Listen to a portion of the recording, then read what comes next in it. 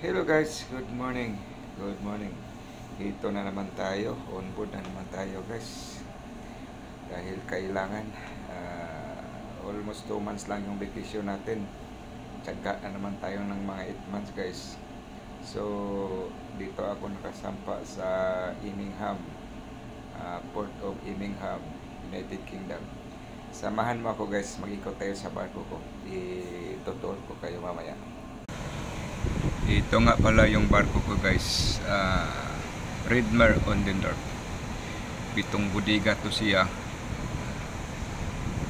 tinatawag na baby capesize, 62 gross tonnage.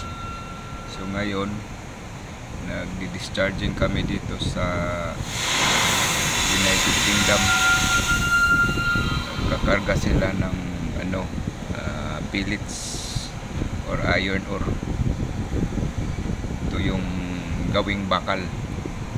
Baga lagyan na lang ko ng chemical para maging bakal. So 7 budiga to guys. Discharging operation is around, sabi ng agent namin, is 3 to 4 days. So next voyage namin, so wala pa. Ang lamig dito guys, no, kumpara sa Pilipinas sobrang init. Dito naman sobrang lamig, kahit winter sa kanila, pero mainit, malamig, no. So ganda dito guys.